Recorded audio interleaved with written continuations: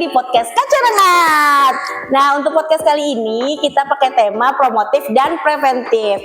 Untuk tema kali ini pasti Sobat JKM udah pada sering dengar kan dengan promotif dan preventif yang ada dari BPJS Kesehatan.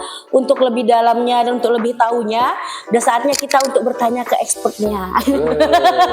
Mungkin perkenalan dulu sama abang kita. Belum lagi. Udah expert lah. Iya. Jadi untuk perkenalan ini kita kenalkan dulu oleh bang kita, oleh Bang Septian. Mungkin boleh perkenalan dulu bang? Oke, terima kasih Mbak Dias. Halo Sobat JKN, perkenalkan saya Septian Dwi Cahya. Saat ini saya menjabat sebagai staf promotif dan preventif ya di BPJS Kesehatan Kantor Cabang Rengat.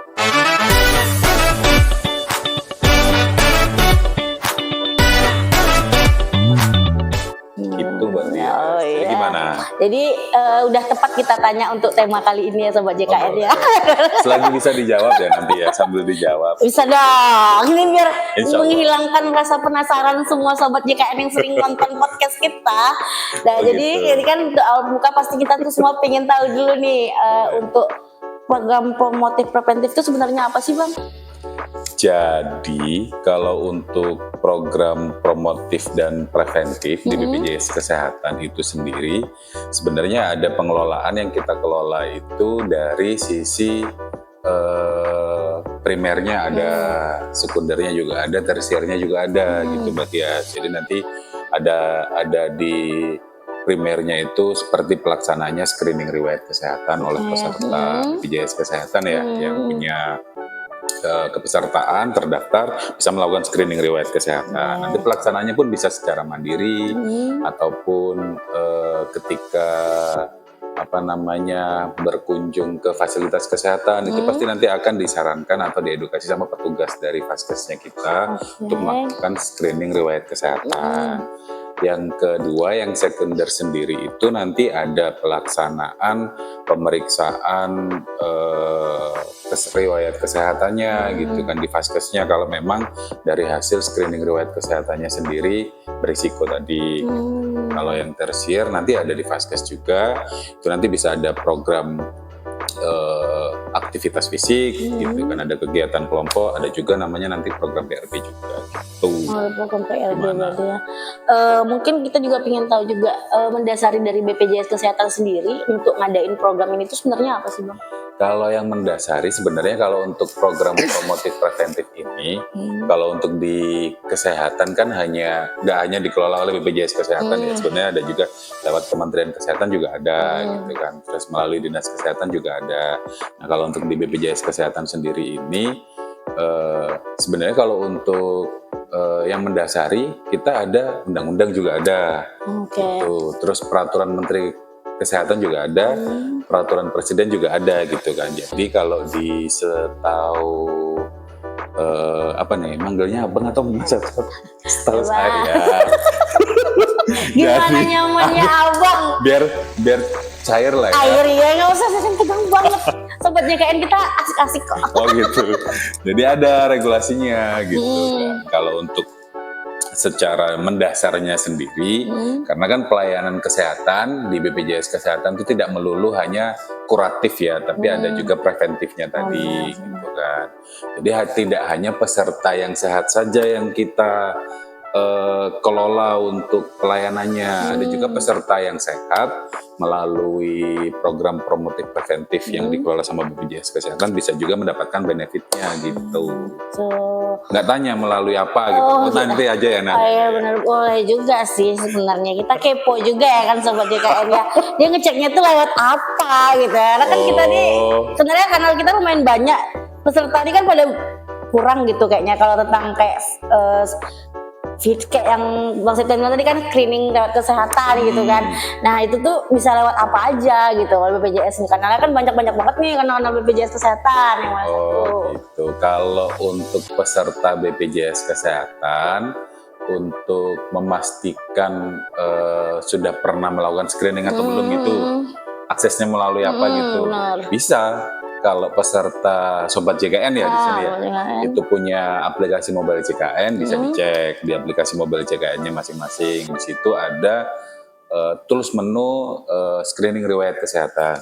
Jadi kalau sudah pernah melakukan screening, pasti nanti di aplikasi mobile JKN-nya juga terbaca sudah melaksanakan. Oh, gitu. Karena screening riwayat kesehatan ini Mbak Tias cukup setahun sekali dilakukan pengisian gitu. Ada juga melalui website BPJS Kesehatan, di portalnya BPJS Kesehatan. Nanti kita tinggal masukkan identitas. Kalau sudah pernah melakukan pengisian, udah tuh terbaca tuh. Oh gitu, berarti yang bisa screening ini untuk peserta JKN aja Bang, atau yang belum terdaftar atau yang apa gitu? Kalau sejauh ini masih bagi peserta BPJS Kesehatan.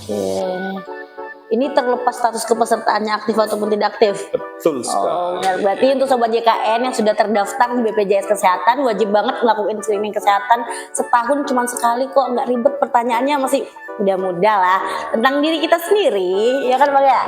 Terkait pola hidup sehatnya, pola apa namanya konsumsinya gitu. Dari pertanyaan-pertanyaan screening itu sih. Gitu. Berarti tentang kayak pola hidup kita biasa sehari-hari lah ya. Betul. Tuh, kalau misalnya nih kita udah ngecek screening di aplikasi, kan keluar tuh hasilnya.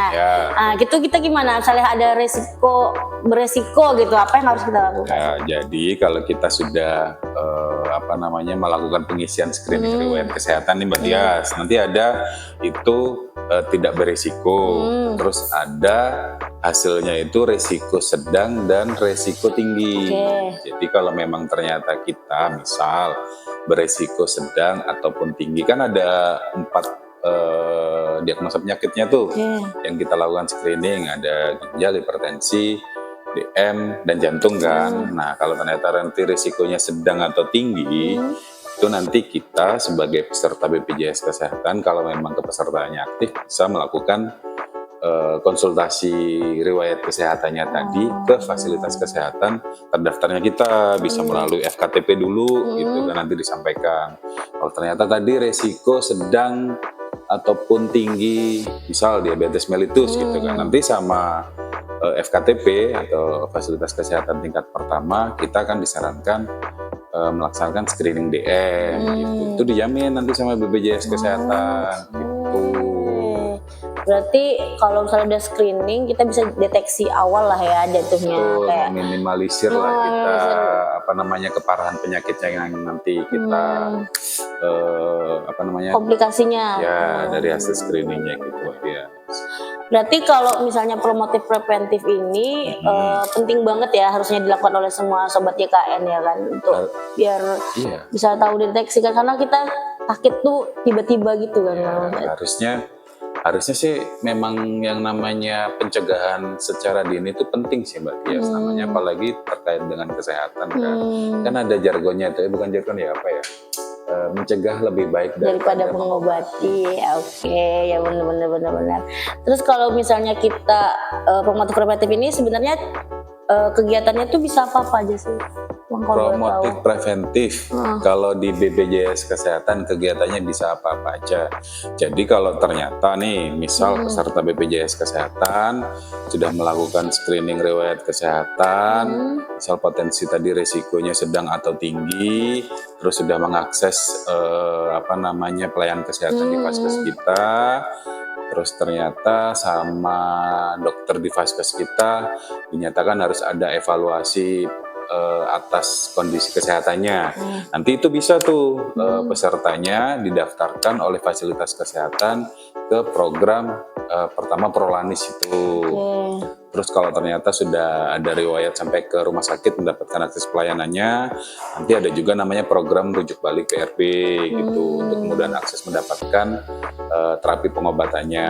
Nah, kalau untuk Prolanis itu nanti ada juga aktivitas fisik seperti senam dan edukasi yang rutin dilaksanakan oleh FKTP. Oh, berarti untuk di wilayah kerja Kacarengan ini itu udah berjalan?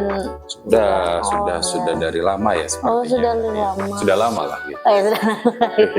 Jadi memang benar-benar ya untuk BPJS Kesehatan ini selain kita sebagai penyelenggara asuransi kesehatan untuk masyarakat Indonesia, kita juga ada namanya promotif preventif. Jadi untuk semua peserta JKN nggak perlu khawatir lagi kalau seandainya pastiin banget untuk melakukan cek screening riwayat kesehatan. Harus sekali setahun. Setahun sekali. Nah, sama aja ya berarti ya. Jadi ya harus dilakuin oleh semua sobat JKN untuk kita yang namanya lebih baik mencegah daripada mau screeningnya di mana tadi aksesnya? Berarti kita diuji pemirsa. Kan bisa melalui apa? Bisa melalui tadi aplikasi mobile JKN, ada fitur cek riwayat kesehatan, terus bisa dari website BPJS Kesehatan juga bisa melalui untuk screeningnya ya Bapak Ibu, semuanya sobat JKN yang ada di rumah, pokoknya segera buru setelah nonton podcast ini harus segera buka aplikasi mobile JKN, cek di fitur cek riwayat kesehatannya udah pernah ngelakuin screening kesehatan atau belum, karena itu penting banget untuk semua sobat JKN di seluruh Indonesia, khususnya di wilayah kerja kantor cabang Rengat gitu ya. Kalau ada informasi kendala bisa menghubungi bawah ini. Nanti ada kontaknya Mbak Tias yang bisa dihubungi. Boleh. Pokoknya nanti kalau misalnya ada yang mau tanya-tanya juga boleh, atau misalnya mau ada pengaduan bisa juga. Kita tuh ada menu pengaduan juga di aplikasi. Kok jadi promosi fitur yang lain, tapi nggak apa-apa.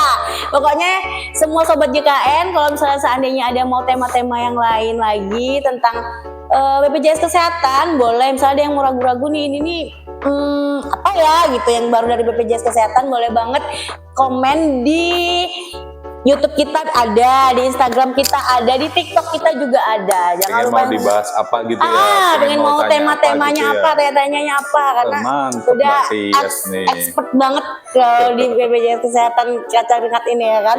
Jadi sobat JKN mungkin untuk promotif preventifnya cukup sekian gitu temanya ya. Mungkin untuk tema selanjutnya boleh lebih mendalam lagi, nanti boleh diminta untuk part 2-nya ya. Semoga bermanfaat ya. Semoga bermanfaat untuk semua sobat JKN. Nah cukup sekian, terima kasih. Jangan nantikan podcast selanjutnya. Dah.